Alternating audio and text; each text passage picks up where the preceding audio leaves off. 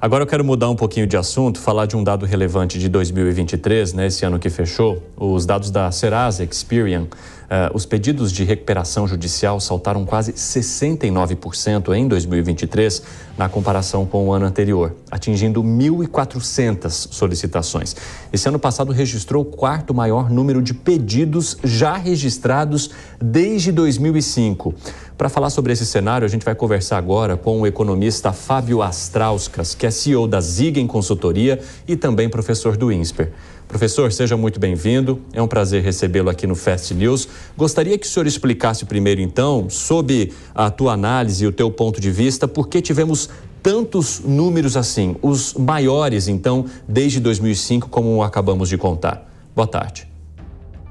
Boa tarde, Evandro. Boa tarde a toda a equipe Jovem Pan que está cobrindo esse carnaval maravilhoso e para quem está nos assistindo aqui no Fast News. De fato, como você bem colocou, esse número desse ano, 1.405, né, pedidos de recuperação judicial, ele ultrapassou em muito, né, os dados dos últimos 3 anos, 2022, 2021 e 2020, ficou acima também de 2019 e 2018, perdeu de pouquinho para 2017, quando foram 1.420, e só perde mesmo para aquele ano desastroso de 2016, quando a gente teve quase 1.900 pedidos de recuperação judicial. Por que houve esse crescimento tão grande nesse ano de 2023? 4 fatores influenciaram isso. Quatro fatores que vão diretamente à demonstração de resultado na contabilidade, nas contas, nas finanças das empresas, sejam de pequeno, médio e grande porte, porque todas tiveram aumento grande no pedido de recuperação judicial. O primeiro fator foi a queda na atividade econômica.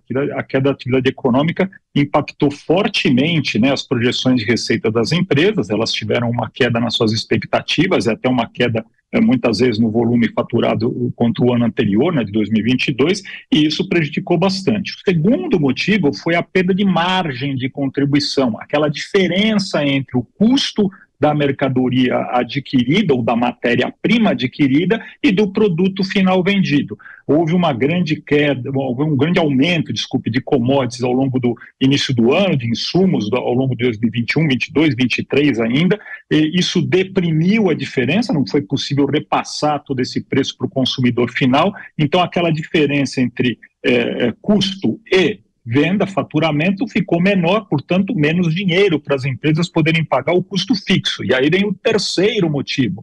O custo fixo também cresceu ao longo do ano de 2023, fruto de a massa salarial real cresceu ao longo de 2022 e já também em 2023. Isso está impactando o custo fixo de várias empresas.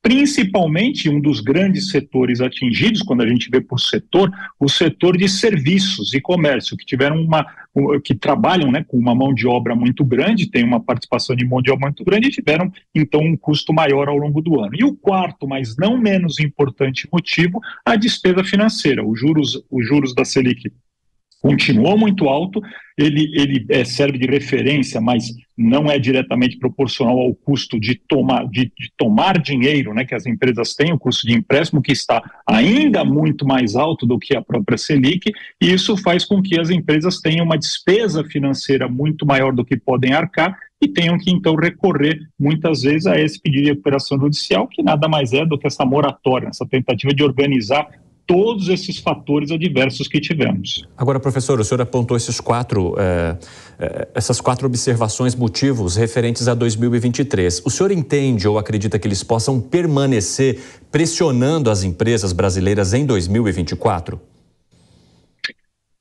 Boa pergunta, alguns sim, outros não, mas principalmente com uma mudança lenta a partir do segundo semestre. Vamos lá, a atividade econômica deve permanecer fraca ao longo deste primeiro semestre, há uma tendência de melhora no segundo semestre, conforme a gente está vendo, primeiro porque há um volume de investimentos grandes que o governo está fazendo e, portanto, vai aquecer um pouco a atividade econômica, há isenção na tabela do imposto de renda, que vai fazer com que, então, a gente tenha mais dinheiro para rodar a economia. Então, isso deve melhorar, principalmente no segundo semestre, com relação à atividade econômica.